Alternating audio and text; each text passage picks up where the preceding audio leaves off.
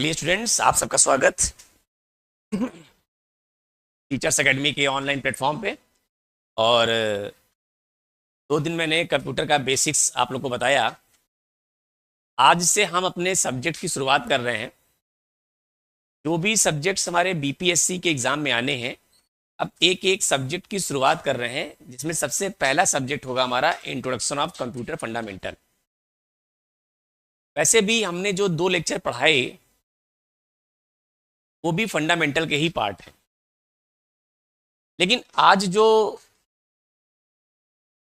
से जो श्रृंखला हम लोग स्टार्ट कर रहे हैं वो पूरा बीपीएससी के आधार पर चलेगा। बीपीएससी के सिलेबस पे ही चलेगा, पूरी तरीके से चलेगा। और उसी को लेके हम लोग आगे बढ़ेंगे कि एक एक सब्जेक्ट को कितना टाइम देना है, कितना समय एक सब्जेक्ट पे देना है, क्वेश्चंस कैसे हैं, वो करते चलेंगे, देखते चलेंगे और यहीं से आगे बढ़ेंगे। ठीक है, चलिए सब लोग जुड़िए फटाफट और जल्दी से हम लोग स्टार्ट करते हैं अपना कि कैसे हम लोग चलेंगे। स्टार्ट करते हैं आज की क्लास को। चलिए, हम लोगों ने कल रोम तक की स्टडी की थी। अगर आपको याद हो, थोड़ा सा मैं रिवाइज कर देता हूं कि अगर आपको थोड़ा सा याद हो तो कल रोम पे हमने अपना जो है पॉइंट रुका था और रोम से जुड़ी बहुत सारी बातें हमने की थी। आपको बताया था बायोस के बारे में कि बायोस क्या होता है। बायोस का फुल फॉर्म आपको याद करना था, बेसिक इनपुट। ठीक, basic input output, basic input output system. एक नंबर में छोटे एग्जाम जो वनडे एग्जाम होते हैं, उस वनडे एग्जाम में आपसे पूछ सकता है कि बायोस का पूरा नाम क्या है। हमने आपको एक चीज और बताई थी कि जो हमारा रोम चिप होता है उसमें बायोस को रीड करने की प्रक्रिया क्या कहलाती है? बूटिंग। क्या कहलाती है? बूटिंग। बूटिंग का जो वर्क था कौन करता था? बूटिंग जो काम करता था ये कौन करता था? Boot strap loader. Boot strap loader. और विंडोज की अगर बात करें, अगर हम लोग विंडोज की बात कर रहे हैं तो विंडोज में बूट स्ट्रैप लोडर का नाम था एंटी एलडीआर। और अगर लाइनेक्स की बात करें तो उसमें क्या था? ग्रब। लाइनेक्स में जो बूट स्ट्रैप लोडर है उसका नाम है ग्रब, और जो हमारा विंडोज है वो है एंटी एलडीआर।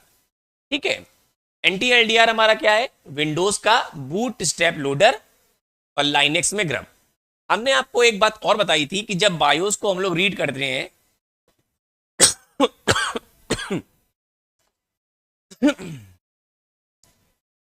जब बायोस को रीड करते हैं तो बायोस एक प्रकार के टेस्ट को परफॉर्म करता है। टेस्ट, उसका नाम क्या था? Post, power on self test. ठीक है, बायोस एक प्रकार का टेस्ट परफॉर्म करता है जिसका नाम क्या है? Post, power on self test. ये कुछ बातें आपको रोम से जुड़ी हमने कल बताई थी। आज इसी में आगे बढ़ते हैं। तो रोम में हम लोग चलेंगे, थोड़ा सा आगे बढ़ेंगे। ये कल का ही टॉपिक है, आगे बढ़ते हैं। अब रोम के बारे में चलेंगे तो इसमें हम लोग ने पढ़ा था पी रोम। पी रोम क्या है? प्रोग्रामेबल, मैं हिंदी में लिख दे रहा हूं, programmable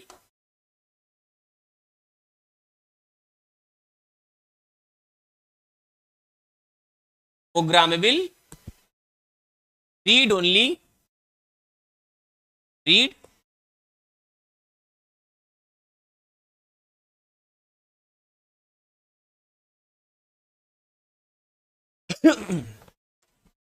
read only memory.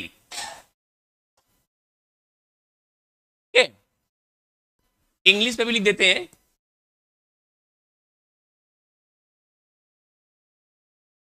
Programmable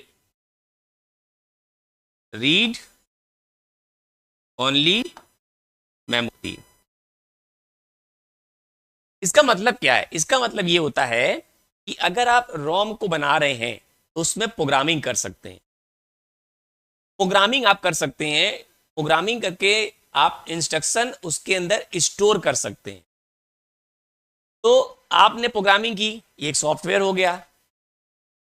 एक चिप बनाई, वो हार्डवेयर हो गया। तो हार्डवेयर और सॉफ्टवेयर का जो कॉम्बिनेशन होता है उसको हम लोग बोलते हैं एम्बेडेड सिस्टम। यहां लिख लीजिए रिमार्क के रूप में कि अगर बात करें एम्बेडेड, एम्बेडेड सिस्टम क्या होता है?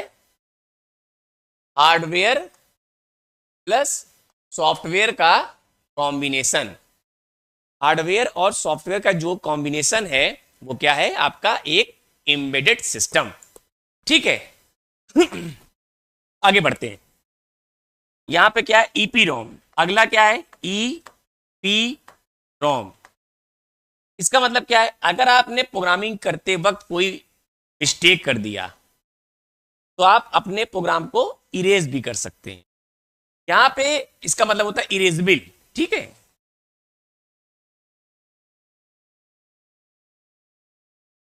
Erasable, programmable.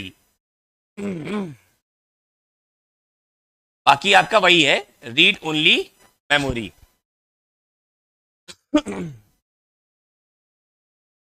Erasable, programmable, read only memory.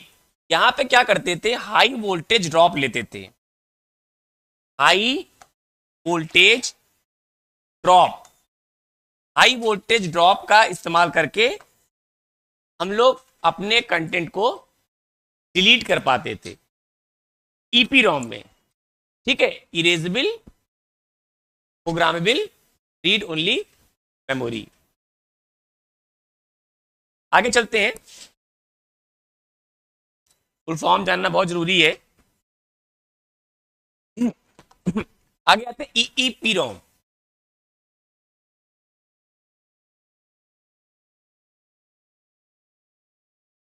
ठीक है। इसको बोलते हैं electrically erasable. Electrically erasable, programmable,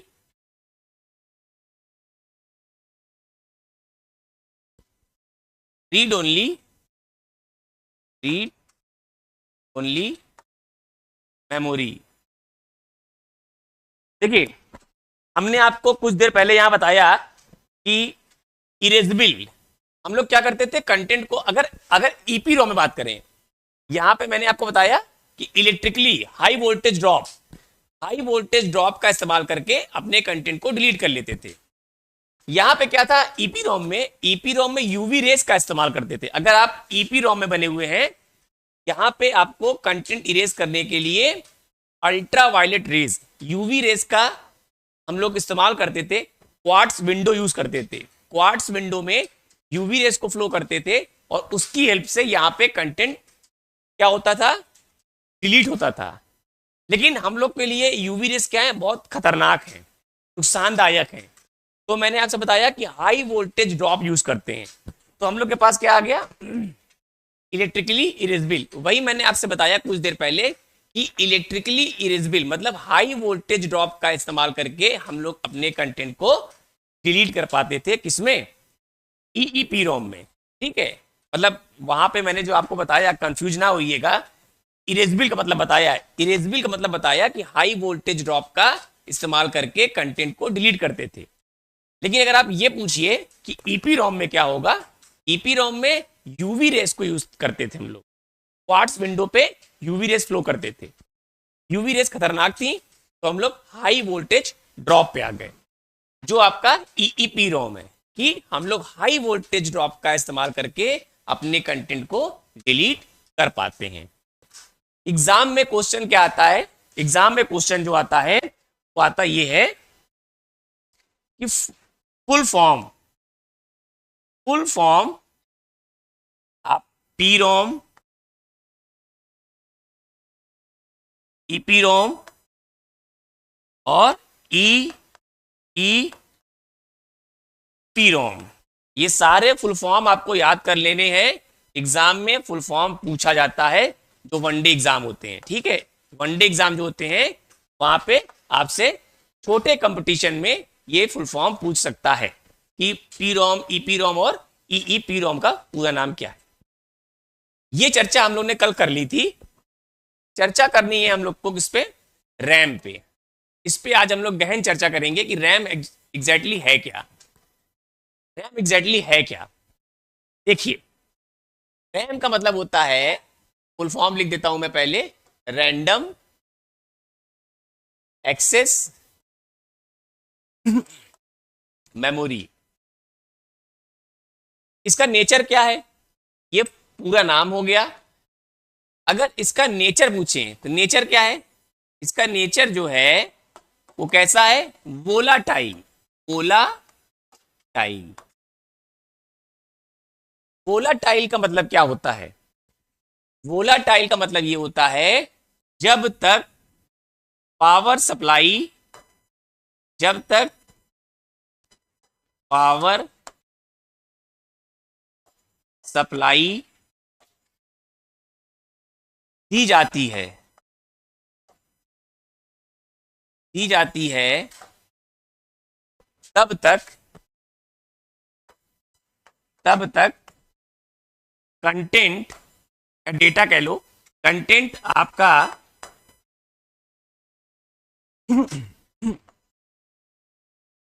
memory में, कंटेंट आपका मेमोरी में रहेगा। जैसे ही पावर सप्लाई, जैसे ही पावर सप्लाई बंद कर दी जाएगी, कंटेंट लॉस हो जाएगा, कंटेंट लॉस हो जाएगा। ये है, ये मतलब है वोलाटाइल का, कि जब तक पावर सप्लाई दी जाएगी मेमोरी को तब तक कंटेंट आपका मेमोरी में रहेगा, और जैसे ही पावर सप्लाई बंद कर देंगे कंटेंट आपका लॉस हो जाएगा। ये रैम का अपना एक नेचर है। रैम को ही हम लोग क्या बोलते हैं, अगर आप रैम के बारे में बात करेंगे तो रैम को ही हम लोग बोलते हैं मेन मेमोरी, ठीक है। रैम को हम लोग बोलते हैं मेन मेमोरी, ठीक है। रैम को हम लोग बोलते हैं मुख्य मेमोरी, इसका नेचर हो गया, ठीक। आगे बढ़ते हैं, चलिए आगे बढ़ते हैं। आगे बढ़ेंगे तो अगर आप रैम के बारे में देखिए, ये आपका है सीपीयू, और सीपीयू के अंदर लगा हुआ है मदरबोर्ड, और इस मदरबोर्ड में आप देखेंगे एक लगा हुआ है माइक्रो प्रोसेसर। क्या लगा है, ये क्या है आपका,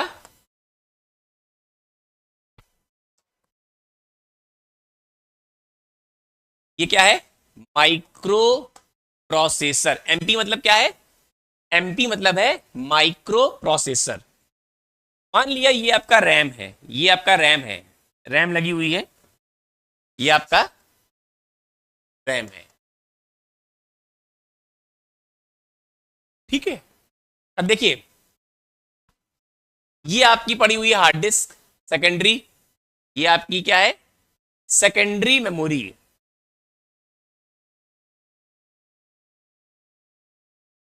सेकेंडरी मेमोरी। जैसे ही आप लोग सीपीयू का बटन प्रेस करते हैं, जैसे ही सीपीयू का बटन प्रेस करेंगे डेटा आपका एग्जैक्टली यहां पे है, ऑपरेटिंग सिस्टम यहां पे है। ऑपरेटिंग सिस्टम आपका रैम में लोड होना शुरू होता है। जब तक पूरा का पूरा ऑपरेटिंग सिस्टम आपके रैम में लोड नहीं हो जाता तब तक आपके सामने कंप्यूटर पे स्क्रीन खुलकर नहीं आती। होता क्या है कि यहां से ओएस गया यहां पे, और फिर ये रैम आपकी माइक्रो प्रोसेसर से क्या करेगी, डायरेक्ट कम्युनिकेट करेगी। कल भी मैंने बताया था कि रैम ही क्या है, माइक्रो प्रोसेसर से डायरेक्ट जुड़ती है, तो डेटा को पहले रैम में आना पड़ेगा, ठीक, और फिर रैम से उसका डेटा एक्सचेंज होता रहेगा और जो कंटेंट चाहिए वो आपस में इंटरचेंज होंगे, back and fourth back and fourth back and fourth के थ्रू डेटा कम्युनिकेट करेगा। लेकिन सीपीयू में लगा हुआ माइक्रो प्रोसेसर और फास्ट बनाना है। क्या करना है? और फास्ट। तो हमने कहा जो डेटा आ रहा है, जा रहा है, आ रहा है, जा रहा है, इसमें टाइम खर्च हो रहा है, डिले खर्च हो रहा है। तो हम लोगों ने क्या किया, माइक्रो प्रोसेसर और रैम के बीच में एक स्मॉल अमाउंट ऑफ मेमोरी और ऐड कर दी, जिसको बोलते हैं कैश मेमोरी। क्या बोलते हैं? ये मेमोरी कौन सी है? ये मेमोरी आपकी कैश।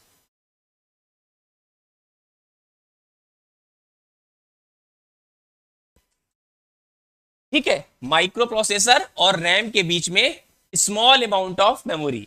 अगर आप इसकी बात करें, बहुत बड़ी साइज नहीं होती, स्मॉल अमाउंट ऑफ मेमोरी हम लोगों ने ऐड कर दी। स्मॉल अमाउंट ऑफ मेमोरी हम लोगों ने ऐड कर दी, तो उसको बोलते हैं कैश मेमोरी। इससे फायदा क्या हुआ? इस कैश मेमोरी में भी दो कैश आए, L1 और L2। दो कैश आ गए, L1 और L2। अब क्या हुआ इससे फायदा? देखिए, L1 कहता है कि जो प्रोसेस माइक्रो प्रोसेसर अभी तुरंत एग्जीक्यूट कर रहा है, जो भी प्रोसेस माइक्रो प्रोसेसर तुरंत एग्जीक्यूट कर रहा है, वो L1 कैश में रहेगा, और अगला नेक्स्ट एग्जीक्यूट होने वाला प्रोसेस L2 में आके वेट करेगा। समझिए, डॉक्टर के केबिन में एक पेशेंट बैठा है जिसको डॉक्टर ट्रीटमेंट करा रहा है। वो पेशेंट डॉक्टर के चेंबर में है, वहां पेशेंट का ट्रीटमेंट डॉक्टर साहब कर रहे हैं। अगला पेशेंट ठीक डॉक्टर के रूम के बाहर खड़ा है कि जैसे ही वो निकलेगा हम इंटर कर जाएंगे और आगे नेक्स्ट आने वाला पेशेंट डोर पे खड़ा हो जाएगा। सेम वही है, जो प्रोसेस अभी चल रहा है, रनिंग मोड में है, रनिंग स्टेट में है, वो L1 के पास है, और नेक्स्ट एग्जीक्यूट होने वाला प्रोसेस L2 के पास आके बैठा है। जैसे ही L1 से कोई प्रोसेस बाहर होगा, तुरंत L2 L1 को प्रोवाइड करा देगा। तो जो डिले आया, डिले वो खत्म हो गया। हम डिले को कम करते जाएंगे तो कंप्यूटर की स्पीड बढ़ती जाएगी, उसकी प्रोसेसिंग फास्ट होती जाएगी, उसका थ्रूपुट हाई हो जाएगा। हमको कंप्यूटर को फास्ट ही बनाना है, हमको कंप्यूटर को कभी भी स्मॉल नहीं बनाना। तो हम क्या करेंगे, अभी कौन सा प्रोसेस चल रहा है, आगे कौन सा प्रोसेस चलेगा, इसलिए हम लोगों ने एक छोटी स्मॉल अमाउंट ऑफ मेमोरी, जिसको बोलते हैं कैश मेमोरी, कैश मेमोरी यहां पे लगा दी। अब आपसे क्वेश्चन क्या बनेगा कि कैश मेमोरी की लोकेशन क्या है, कैश मेमोरी कहां पे होती है? तो आपका आंसर होगा कि जो कैश मेमोरी है वो कहां पे है? कैश मेमोरी कहां पे होती है? माइक्रो प्रोसेसर और रैम के बीच में। माइक्रो प्रोसेसर एवं रैम के बीच, माइक्रो प्रोसेसर और रैम के बीच में एक छोटी अमाउंट ऑफ मेमोरी होती है, जिसको हम लोग बोलते हैं कैश मेमोरी। ये क्वेश्चन एग्जाम में आया हुआ है, आप देखेंगे वनडे एग्जाम में खूब पूछे गए। ये क्वेश्चन आपका वनडे एग्जाम में आया हुआ है, खूब पूछा गया है, जबरदस्त तरीके से पूछा गया है। ठीक है, चलिए, ये हो गया आपका cache memory. L1 cash, L2 cash. कुछ और भी माइक्रो प्रोसेसर्स ऐसे होते हैं जिसमें L3 भी होता है, L3 कैश भी होता है। लेकिन जनरली L1 और L2 तो होते ही। आगे चलते हैं। आगे चलते हैं तो इसमें आपको एक बात और बता दें, cache memory, main memory, secondary memory, flash memory, इन सब का एक क्रम लिख देते हैं। उस क्रम से आप आइडिया लगा सकते हैं कि कंप्यूटर में सबसे फास्टेस्ट मेमोरी कौन सी होगी। आइए देखिए, एक हायरार्की लिखते हैं तो सबसे ऊपर जो फास्टेस्ट मेमोरी है वो है रजिस्टर। कंप्यूटर में रजिस्टर से फास्ट कोई भी मेमोरी नहीं है। सबसे फास्टेस्ट जो मेमोरी है वो क्या है? रजिस्टर। फास्टेस्ट, सबसे तेज, सबसे तेज।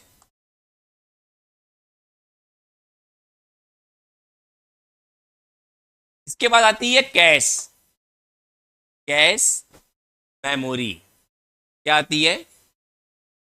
इसके बाद आती है कैश मेमोरी। कैश मेमोरी के बाद आती है मेन मेमोरी। मेन मेमोरी के बाद आती है फ्लैश। फ्लैश, और उसके बाद आती है सेकेंडरी।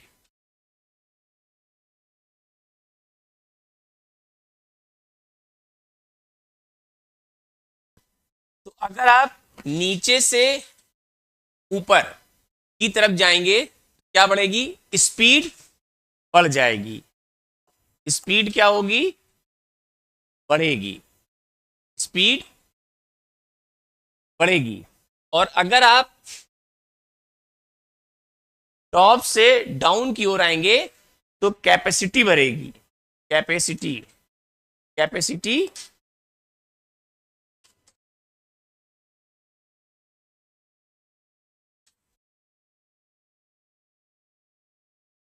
ये आपको थोड़ा सा याद होना चाहिए कि कंप्यूटर में अगर पूछ ले कि सबसे तेज मेमोरी क्या होती है तो आपको पता होना चाहिए कि कंप्यूटर में सबसे फास्ट मेमोरी जो आती है वो क्या है? आपकी रजिस्टर। अब आपको ध्यान ये देना है कि ऑप्शन में क्या दिया है। अब ऑप्शन में रजिस्टर का नाम ही नहीं है तो आप उसको टिक नहीं करेंगे। उस केस में आप देखेंगे कि चारों में कौन सा नाम दे रहा है। अगर कैश दिया है तो उन चार ऑप्शन में कैश मेमोरी आपका क्या होगा? सही आंसर होगा। ठीक है, तो ये आपको एक डायग्राम है, इसको याद रखिएगा और इससे आप आइडिया लगा सकते हैं कि सबसे फास्ट रजिस्टर कैश मेमोरी है, उसके बाद मेन मेमोरी है, फ्लैश मेमोरी है और देन सेकेंडरी मेमोरी है। ठीक है, इससे एक क्वेश्चन आ सकता है, इससे एक क्वेश्चन आ सकता है। ठीक है, आगे बढ़ते हैं। आगे बढ़ेंगे तो अगर हम लोग मेमोरी के बारे में बात करें तो memory measurement, memory measurement units होती हैं, इनके बारे में चर्चा कर लेते हैं। जैसे दुकान पे आप जाते हैं, आप कहते हैं 2 किलो प्याज दे दीजिए, 1 किलो आलू दे दीजिए। आप उससे ये नहीं कहते कि 2 प्याज दे दो, 1 आलू दे दो, ये नहीं कहते। आप उसकी यूनिट के हिसाब से बात करते हैं। इसको हम लोग बोलते हैं मात्रक या मापन इकाई। ठीक है, मापन इकाई कह लो, मापन इकाई। तो मेमोरी की मापन इकाई क्या क्या हो सकती है ये आपको ध्यान में रखना है। सबसे पहले अगर आते हैं, सबसे छोटी इकाई है बिट। सबसे छोटी इकाई है बिट। बिट या तो 0 हो सकती है या तो 1। अगर बिट के ऊपर चलेंगे तो आपको मिलेगा 1 निबिल। 1 निबिल, 1 निबिल का जो मान होता है वो होता है 4 बिट्स। होता है 4 बिट्स। उसके बाद अगर 2 निबिल, ऐसे लिख लेते हैं, इसके बाद इकाई है 1 बाइट। 1 बाइट जो होता है वो होता है 2 निबिल। 2 निबिल मतलब 8 bits. 8 bits. 1 nibble 4 bits, 1 byte 2 nibble या 8 बिट। ठीक, उसके बाद चलते हैं 1 kilobyte. 1 kilobyte. 1 kilobyte जो होता है 1024 बाइट्स के बराबर होता है। देखिए, अगर स्मॉल बी लिखा है, अगर स्मॉल बी लिखा है तो वो बिट्स है, लेकिन कैपिटल बी लिखा हुआ है तो वो बाइट है। मैं क्या कह रहा हूं, अगर स्मॉल बी लिखा है तो इसका मतलब है बिट्स से, और अगर कैपिटल बी लिखा हुआ है तो इसका मतलब बाइट से है। ध्यान दीजिएगा। ठीक,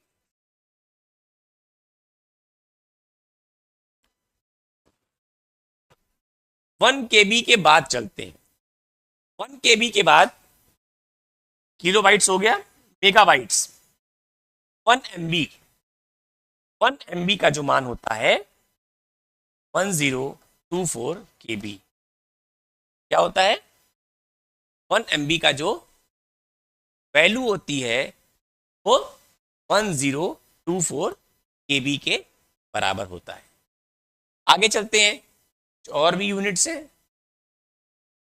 1 GB, ये आप लोग को पता होगा बिकॉज इंटरनेट पैक सबको मिलता है। 1024 MB।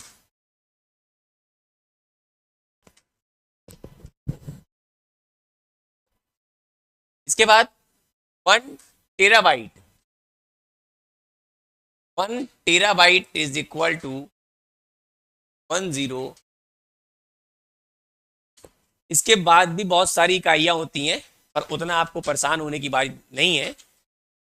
उसके बाद भी होती है, एक्साबाइट होती है, योटाबाइट होती है, जोटाबाइट होती है, लेकिन सबसे बड़ी इकाई जो होती है वो होती है जियोबाइट। सबसे बड़ी इकाई जियोबाइट इज द लार्जेस्ट। ठीक है, योटा बाइट होती है, जो योटा होती है, जोटा होती है, एक्सा होती है, पेटा होती है, बहुत सारी होती है। इसके बाद आपका पेटाबाइट आएगा। 1 petabyte. 1 petabyte is equal to 1024 terabyte. बहुत सारी मेजरमेंट है, उतना आपको दिक्कत परेशान होने की जरूरत नहीं है, इतना सफिशियंट है। आगे बढ़ते हैं, ये यूनिट्स हो गई। अब आते हैं हम लोग सेकेंडरी मेमोरी पे। इस पे आते हैं सेकेंडरी मेमोरी पे। सेकेंडरी मेमोरी जो होती है इसको बोलते हैं द्वितीयक मेमोरी। क्या बोलते हैं, इसको बोलते हैं द्वितीयक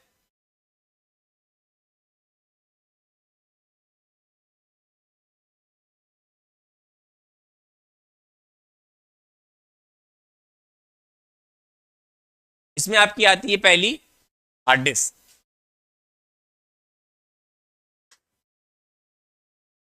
हार्ड डिस्क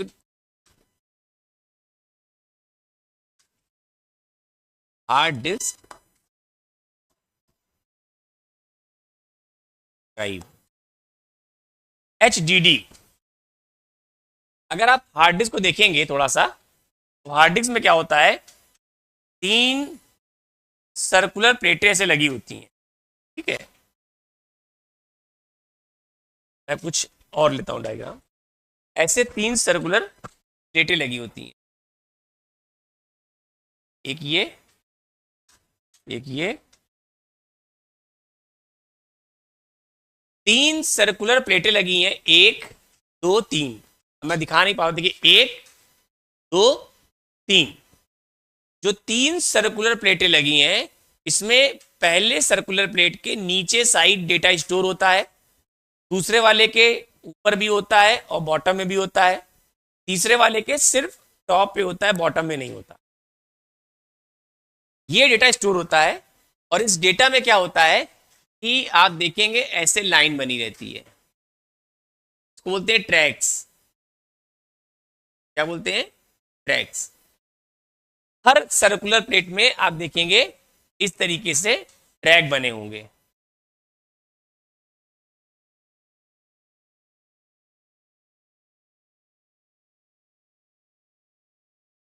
ऐसे आपके ट्रैक बने होंगे। मतलब कहने का तात्पर्य ये है कि ये अगर आपका सर्कुलर प्लेट है, ये सर्कुलर प्लेट है, तो इस सर्कुलर प्लेट में होता है ये आपके ट्रैक बने हैं। फिर ये ट्रैक जो होते हैं, ये ट्रैक जो होते हैं ये सेक्टर्स में डिवाइड हो जाते हैं। इन ट्रैक्स को हम लोग क्या करते हैं, सेक्टर्स में डिवाइड कर देते हैं। मतलब क्या हुआ, ये जो ट्रैक बना हुआ है इस ट्रैक को डिवाइड करते हैं सेक्टर्स में। मतलब ये आपका ट्रैक है और ये वाला एरिया जो है, ये एरिया जो है, ये इतना एरिया जो आप देख पा रहे हैं इसको बोलते हैं सेक्टर। ठीक, इस एरिया को बोलते हैं सेक्टर। ठीक, जैसा कि आपने यहां देखा उसी तरीके से आपके यहां भी बने हुए, इसमें भी आपके सेक्टर्स ट्रैक में डिवाइड हो जाते हैं। ठीक है, अगर आप देखिए थोड़ा सा तो आपको ये जो लाइन दिख रही है, ये वाली सेम रेडियस के सर्किल, सेम रेडियस के सर्किल मिल के बनाते हैं सिलेंडर। सेम रेडियस के, सेम त्रिज्या, सेम रेडियस के सर्किल मिलकर सिलेंडर बनाते हैं। सिलेंडर, सिलेंडर बनाते। ये भी क्वेश्चन एग्जाम में एक बार आया था कि सेम रेडियस के, ये जो आप देख पा रहे हैं, जैसे ये एक बनाया है मैंने, दूसरा बनाता हूं मैं। तो देखिए यहां से देखिए, ये सेम रेडियस के,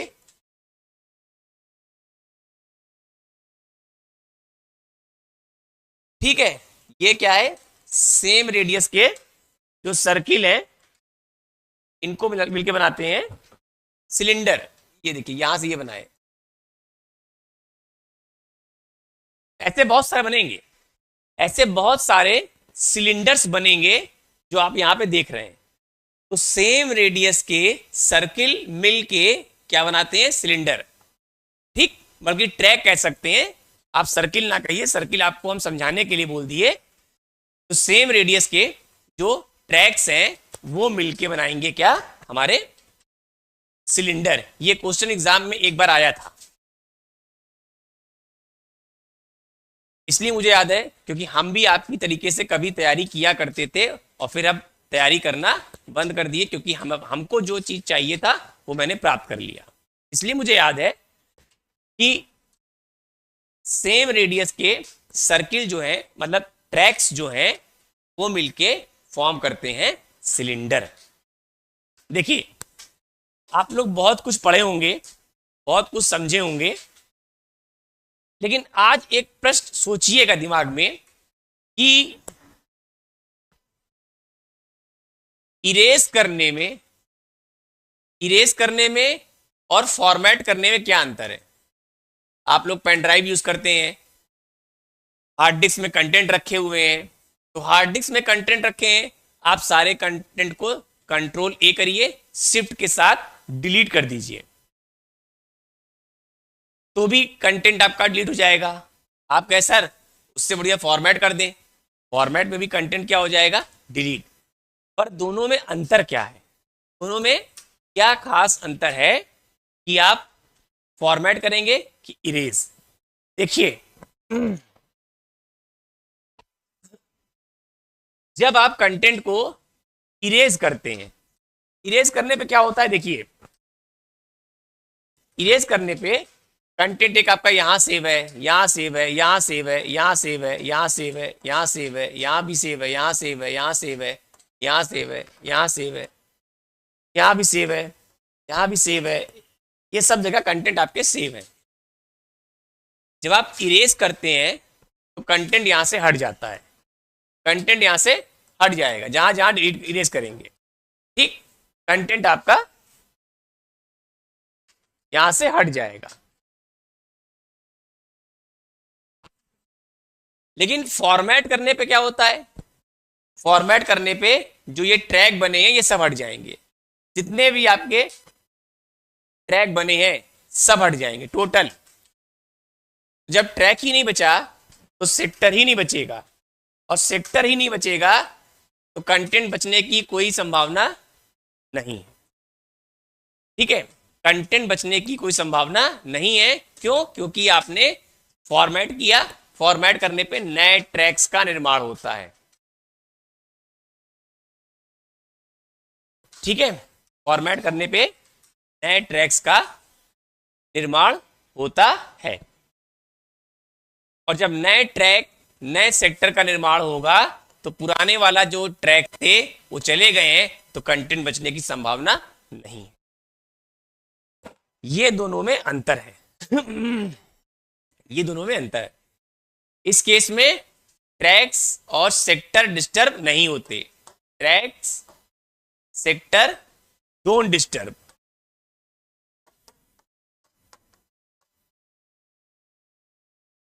लेकिन यहां पे create new tracks and sectors, ये दोनों में अंतर है। ठीक है, ये दोनों में अंतर है, याद रखिएगा। चलिए, तो ये मैंने आपको बताया कुछ थ्योरी ऑफ हार्ड डिस्क के बारे में, हार्ड डिस्क के बारे में। अच्छा, एक चीज और, ये जो सर्कुलर प्लेटें हैं, जो आप सर्कुलर प्लेट देख पा रहे हैं, सर्कुलर प्लेट, सर्कुलर प्लेट को हम लोग क्या बोलते हैं? प्लेटर। क्या बोलते हैं? प्लेटर। Platter, platter.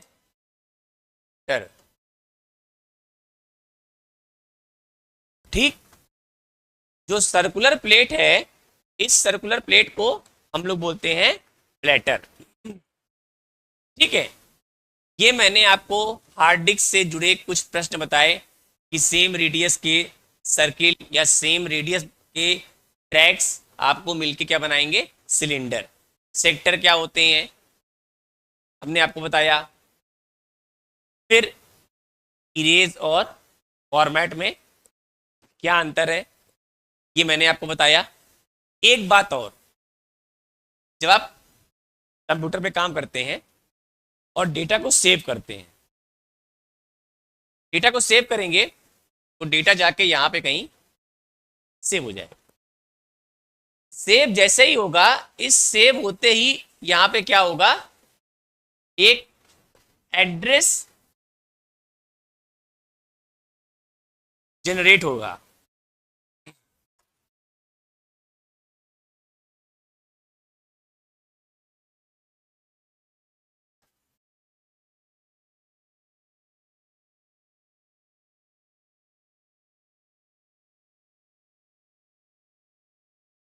जैसे ही कंटेंट यहां सेव होगा, सेव होते ही एक आपका मेमोरी एड्रेस जनरेट हो जाएगा।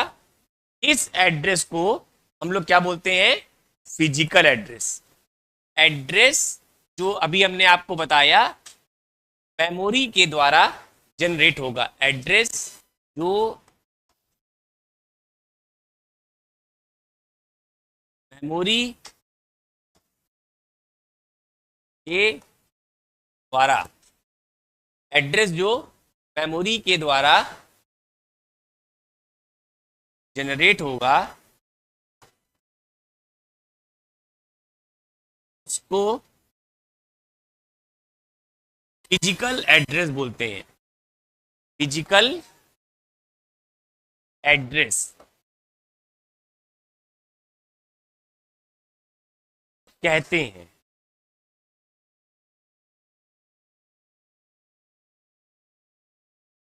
ठीक है, और जो एड्रेस, मैंने क्या कहा, जो एड्रेस मेमोरी के द्वारा जनरेट होगा उसको बोलेंगे फिजिकल एड्रेस, और जो एड्रेस माइक्रो प्रोसेसर के द्वारा, माइक्रो प्रोसेसर के द्वारा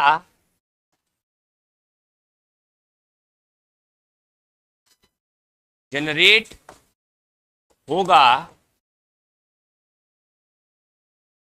उसको लॉजिकल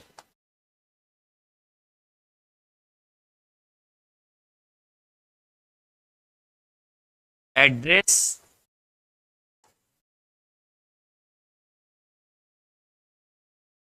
कहते हैं।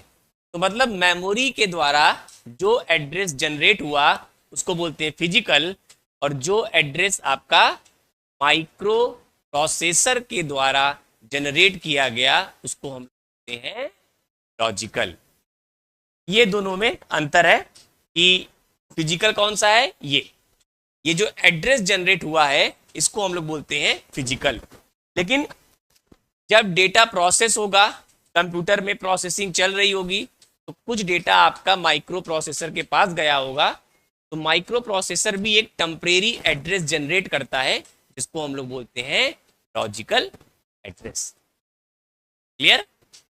तो ये एक हमने आपको मेमोरी से जुड़ी कुछ बातें बताई जो आपके लिए बहुत इंपॉर्टेंट है। ठीक है, आगे बढ़ते हैं।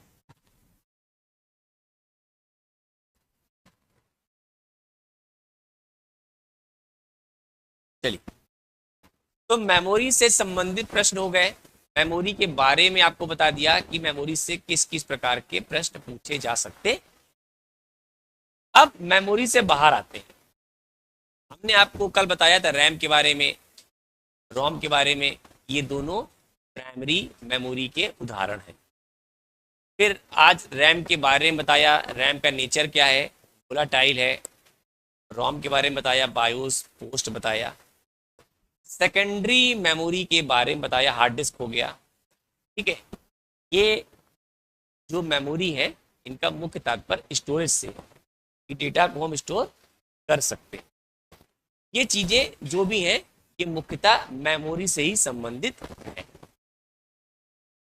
अब थोड़ा सा आगे बढ़ेंगे, तो हमारे पास एक शब्द आता है जिसको बोलते हैं हम लोग हार्डवेयर और सॉफ्टवेयर। अगर हम लोग हार्डवेयर सॉफ्टवेयर के बारे में थोड़ा समझें तो यहाँ पे बात आ रही है कंपोनेंट की। कंपोनेंट मतलब घटक। ठीक, कंपोनेंट्स को हिंदी में बोलते हैं घटक। जैसे मैथ्स पढ़ते होंगे आप लोग, मैथ्स की अगर बात करें तो ये एक्स एक्सिस है, ये वाई एक्सिस है। यहाँ पे अगर आर जा रहा है, ये थीटा एंगल पे है, तो ये आर कॉस थीटा और ये आर साइन थीटा। क्योंकि आप लोग मैथ्स के हैं, बीटेक की डिग्री एमसीए या कुछ ना कुछ किए होंगे, उसके हिसाब से। उसी तरीके से कंपोनेंट की बात कर रहे हैं यहाँ पे कि हमारे पास अगर एक कंप्यूटर सिस्टम है उसमें क्या क्या कंपोनेंट होंगे। सबसे पहला कंपोनेंट आता है हार्डवेयर,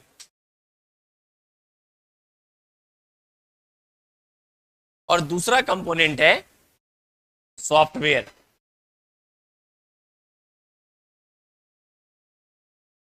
हार्डवेयर वो चीजें होती हैं जिनको हम टच कर सकते हैं, हम देख सकते हैं, फील कर कि ये मदरबोर्ड है, ये आपका रैम है, ये आपका एसएमपीएस है। हार्डवेयर वो चीजें होती हैं जिनसे कंप्यूटर मिलके बना है, इनको आप टच कर सकते हैं, देख सकते हैं कि ये रैम है, ये रोम है, ये मदरबोर्ड है, ये हार्ड डिस्क है, एक्सेट्रा। लेकिन सॉफ्टवेयर क्या है? सॉफ्टवेयर को हम लोग बोलते हैं कलेक्शन ऑफ कंप्यूटर प्रोग्राम। अगर सिंपल भाषा में समझें collection of computer program, collection of computer program. बहुत सारे बहुत सारे प्रोग्राम्स का समूह एक सॉफ्टवेयर कहलाता है। इनको आप टच नहीं कर सकते। सॉफ्टवेयर हमेशा क्या किए जाते हैं, डेवलप किए जाते हैं। डेवलप, सॉफ्टवेयर हमेशा डेवलप किए जाते हैं, मैन्युफैक्चर नहीं किए जाते। ठीक है, सॉफ्टवेयर को हमेशा डेवलप करते हैं, कभी भी मैन्युफैक्चरिंग नहीं होती सॉफ्टवेयर। दो कंपोनेंट्स हो गए। अब हम लोग हार्डवेयर के बारे में बात कर चुके हैं, रैम को समझ चुके हैं, रोम को समझ चुके हैं। थोड़ा अभी आगे पढ़ेंगे, कुछ और भी चीजें आएंगी के बारे में देखें। शुरुआत करते हैं सॉफ्टवेयर से। सॉफ्टवेयर से बात करें तो सॉफ्टवेयर जो होता है ये आपके दो टाइप के हो सकते हैं। सबसे पहला जो सॉफ्टवेयर है वो है सिस्टम सॉफ्टवेयर। दूसरा क्या होता है, एप्लीकेशन सॉफ्टवेयर।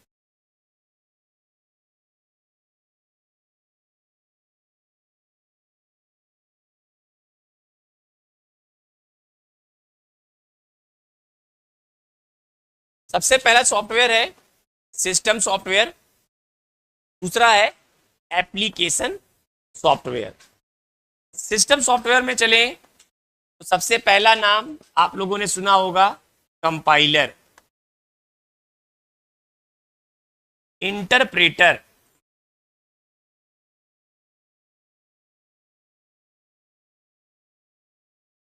असेंबलर,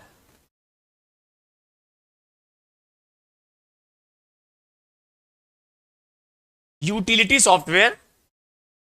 एप्लीकेशन में जाएंगे तो आपको दो मिलेंगे। एक क्या मिलेंगे, एक आपको मिलेगा रेडीमेड। क्या मिलेगा, रेडीमेड एप्लीकेशन सॉफ्टवेयर, और दूसरा मिलेगा कस्टमाइज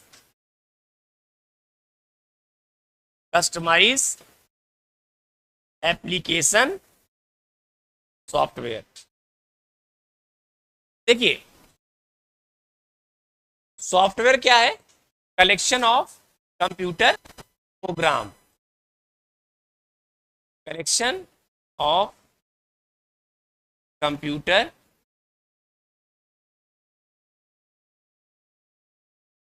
प्रोग्राम।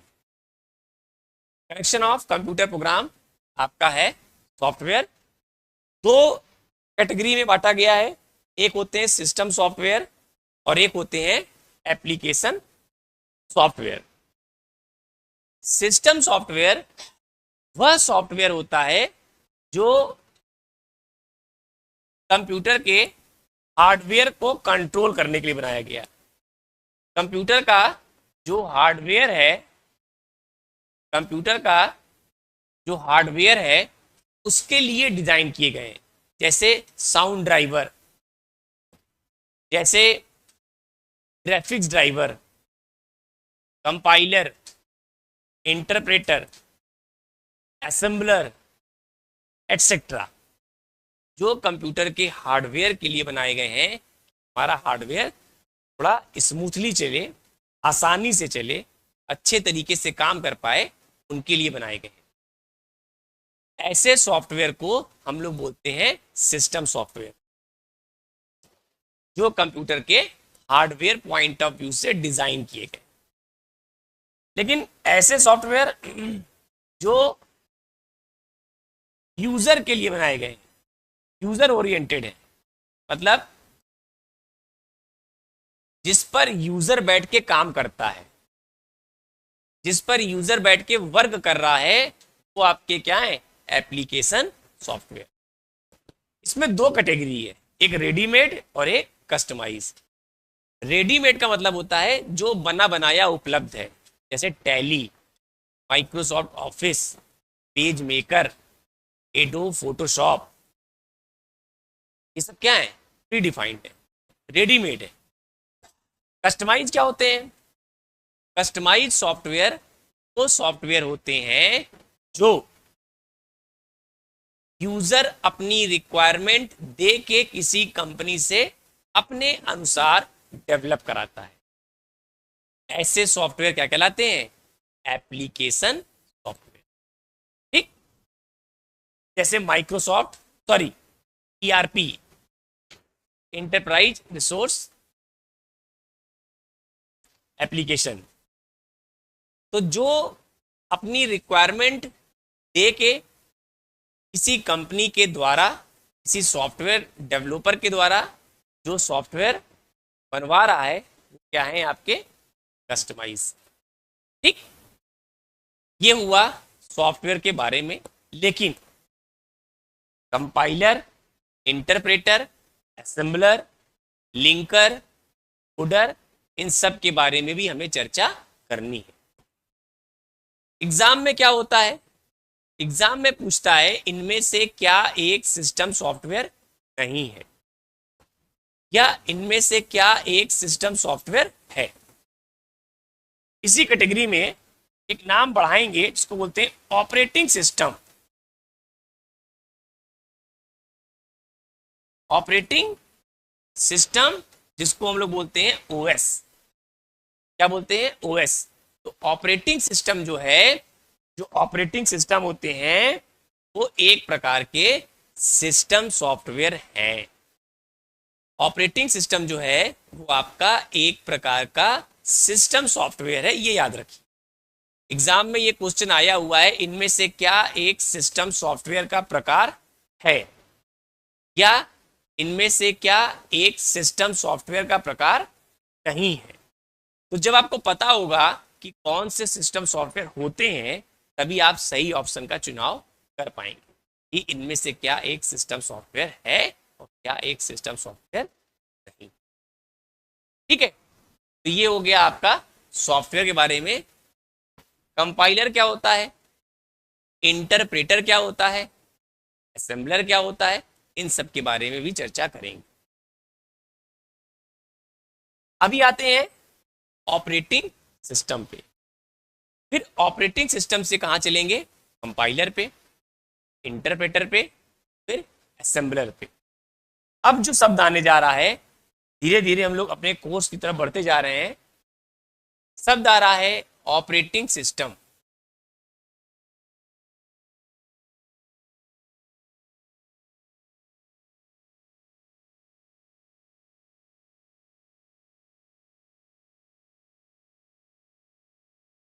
शब्द क्या आ रहा है? Operating system.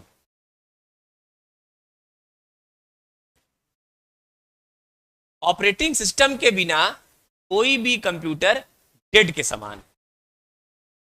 जब तक ऑपरेटिंग सिस्टम आप कंप्यूटर में इंस्टॉल नहीं करेंगे, आप उस कंप्यूटर पे कार्य करने योग्य नहीं रहेंगे। क्यों? क्योंकि उसमें जान है ही नहीं। जब तक ऑपरेटिंग सिस्टम जो होगा आप मेमोरी में इंस्टॉल नहीं करेंगे, तब तक आपका कंप्यूटर खुलकर नहीं आएगा, तो नहीं आएगा, डेड के समान है। तो आपको सबसे पहला काम क्या करना है कि अपने कंप्यूटर में कोई ना कोई एक ऑपरेटिंग सिस्टम इंस्टॉल करना है। इससे होगा क्या? तो ऑपरेटिंग सिस्टम क्या करता है? एक इंटरफेस की तरह काम करता है, एक इंटरफेस प्रोवाइड करता है, एक इंटरफेस प्रोवाइड करता है। ये इंटरफेस किसके किसके बीच होता है? यह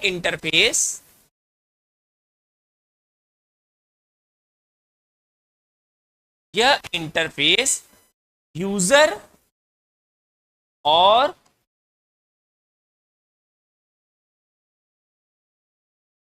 कंप्यूटर हार्डवेयर,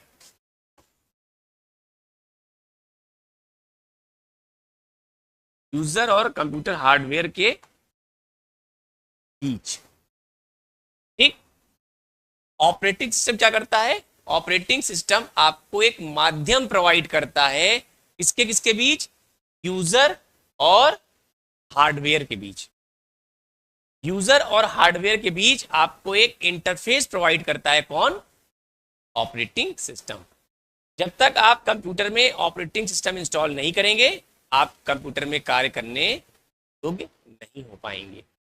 क्यों? क्योंकि उसमें जान नहीं है। तो आपको सबसे पहले क्या करना है, कोई ना कोई ऑपरेटिंग सिस्टम इंस्टॉल करना है। अब देखिए, अगर आप ऑपरेटिंग सिस्टम की बात कर रहे हैं तो ऑपरेटिंग सिस्टम के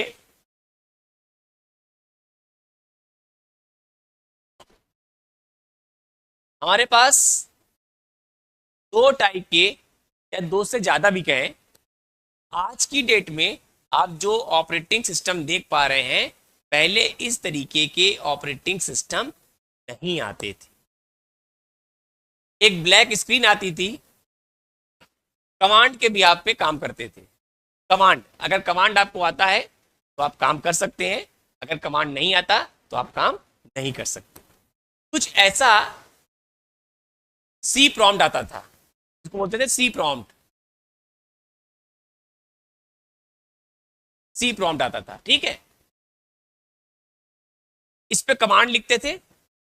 कमांड आपको याद है कि कौन सा कमांड क्या काम करता है, तो आप काम कर सकते थे। कोई ग्राफिकल इंटरफेस नहीं था, कोई इंटरेक्टिव नहीं था, बस कमांड जानकारी है काम कर सकते हैं, कमांड जानकारी नहीं है तो आप काम। ऐसे ओएस को हम लोगों ने नाम दिया था CLI, command line interface. Exam में क्वेश्चन आता है कि CLI का पूरा नाम क्या है, तो command line interface, command line interface. ठीक, अगर आपको कमांड आता है तो आप कमांड के आधार पे काम कर सकते हैं, जैसे डॉस, डिस्क ऑपरेटिंग सिस्टम। ठीक है, डिस्क ऑपरेटिंग सिस्टम आप एक प्रकार का CLI है। उसी को शुरुआती दौर में CUI बोलते थे। इसका फुल फॉर्म देख लीजिए, character user interface. Character user interface, जैसे डॉस है तो भाई ये भी है, चाहे CLI कह लीजिए चाहे CUI कह लीजिए। तो character user interface, command line interface, ये सब आपके ऐसे ही ब्लैक स्क्रीन पे आते थे। कमांड आपको आता है तो आप काम कर सकते हैं, कमांड आपको नहीं आता तो काम नहीं कर सकते।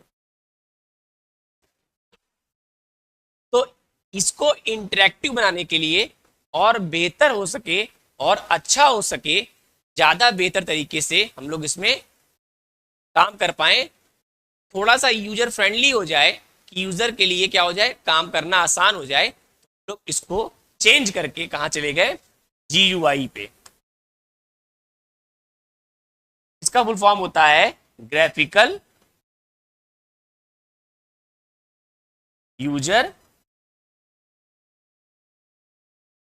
इंटरफेस। एग्जाम में खूब पूछा गया है कि GUI का पूरा नाम क्या है, या GUI में U का क्या मतलब है, या GUI में G का क्या मतलब है। एग्जाम में यहां से क्वेश्चन पूछे गए हैं फुल फॉर्म से, कि जो वनडे एग्जाम होते हैं, कि वनडे एग्जाम में कि GUI में G का क्या मतलब है, या GUI का ही पूरा नाम क्या है। एक क्वेश्चन यहां से एग्जाम में कंप्यूटर से संबंधित छोटे एग्जाम जो होते हैं, वनडे एग्जाम होते हैं, उसमें खूब पूछे गए हैं। तो ये फुल फॉर्म है, इनको आप रटे रहिए। एग्जाम में आता है CUI क्या है, तो कैरेक्टर यूजर इंटरफेस है। CLI क्या है, तो कमांड लाइन इंटरफेस है। GUI आता है तो ग्राफिकल यूजर इंटरफेस। ये थोड़ा सा आपको रटने पड़ेंगे, तब जाके आप सही ऑप्शन का चुनाव कर पाएंगे। अब अगर आप बात करते हैं CLI में, तो CLI में हमारे पास आप लोगों ने नाम सुना होगा यूनिक्स। यूनिक्स एक CLI based operating system. GUI में आते हैं, GUI में ये C लिखा है बेटा, C। इसमें क्या है, Windows 11, Windows 10, Windows 8, Windows 7, Windows 98, XP, Vista, ये सब आपके GUI थे। यूनिक्स का ही वर्जन है लाइनेक्स। लाइनेक्स जो है वो GUI बेस्ड ऑपरेटिंग सिस्टम है। लाइनेक्स जो है वो GUI बेस्ड ऑपरेटिंग सिस्टम है, याद रखिएगा। ये एक रियल टाइम ऑपरेटिंग सिस्टम है। लाइनेक्स जो है वो रियल टाइम ऑपरेटिंग सिस्टम। तो कुछ एग्जाम्पल आप जानिए कि इनमें से क्या एक CLI बेस्ड ऑपरेटिंग सिस्टम नहीं है और क्या इनमें से एक GUI बेस्ड ऑपरेटिंग सिस्टम नहीं, क्या है। जब आपको ऑप्शन पता होंगे तो ही आप सही ऑप्शन का चुनाव कर पाएंगे। मैक OS भी कह सकता है, एप्पल के लिए होता है मैकिंटोश, देखेंगे, लेकिन एग्जाम्पल पता होने चाहिए, तभी 4 ऑप्शन में हम सही ऑप्शन का चुनाव। तो ये मैंने आपको बताया ऑपरेटिंग सिस्टम के बारे में। लेकिन ऑपरेटिंग सिस्टम से थोड़ा सा आगे बढ़ेंगे तो ऑपरेटिंग सिस्टम से अगर आप आगे बढ़ेंगे तो ऑपरेटिंग सिस्टम में 2 चीजें आएंगी। क्या क्या आएंगी? ऑपरेटिंग सिस्टम में 2 चीजें लोग पढ़ेंगे। क्या? सबसे पहला पॉइंट पढ़ेंगे कि फंक्शंस क्या होते हैं ऑपरेटिंग सिस्टम के, फंक्शंस, और दूसरा पढ़ेंगे फीचर। ऑपरेटिंग सिस्टम के क्या क्या फंक्शंस हैं और ऑपरेटिंग सिस्टम के क्या क्या फीचर्स हैं। दोनों में अंतर है। फंक्शंस वो कार्य जो ऑपरेटिंग सिस्टम खुद करता है, फीचर जो आपको फैसिलिटी दी गई है, जैसे notepad, text editor. Text editor को ही बोलते हैं notepad. Word processor, wordpad. Disk defragmenter, calculator, date and time feature, ठीक है, कैलेंडर, ये सब चीजें क्या हैं आपके, MS पेंट, ये सब चीजें क्या हैं, फीचर्स में आएंगे, लेकिन फंक्शंस अलग होंगे। तो हम लोग कल के लेक्चर में ऑपरेटिंग सिस्टम के क्या क्या फंक्शंस होते हैं और ऑपरेटिंग सिस्टम के क्या क्या फीचर्स हैं, इनके बारे में चर्चा करेंगे। और धीरे धीरे हम लोग अपने जो BPSC का सिलेबस है, जो सब्जेक्ट है, उसकी तरफ चलते चलेंगे। आज से हमने शुरुआत आपको की है कंप्यूटर फंडामेंटल की। अभी कम से कम 7 से 8 लेक्चर फंडामेंटल के बारे में चलेंगे और फंडामेंटल के नोट्स आपको मिल जाएंगे, ठीक है। मैं सर को बोल दूंगा कि आपको जो भी सिस्टम है फॉलो करना पड़ेगा, उससे मिल जाएगा। जैसे ही कंप्यूटर का ये फंडामेंटल का पार्ट खत्म होगा, हम DLD पे आएंगे, digital logic design. Logic gates क्या होते हैं, फ्लिप फ्लॉप्स क्या होते हैं, लैचेस क्या होते हैं, PAL क्या होते हैं, PLA क्या होते हैं, एक श्रृंखला में चलेंगे, एक सीरीज में चलेंगे और सारे सब्जेक्ट्स जो BPSC के हैं उनको कवर। आज के इस लेक्चर में इतना ही। जुड़ने के लिए बहुत बहुत धन्यवाद। कल फिर मिलेंगे शाम को 8 बजे कुछ नए चीज के साथ। शुरुआत करेंगे ऑपरेटिंग सिस्टम के फंक्शन से, फिर फीचर्स, और उसके बाद आगे बढ़ेंगे। तब तक रखिएगा अपना खास ख्याल। Goodbye, take care.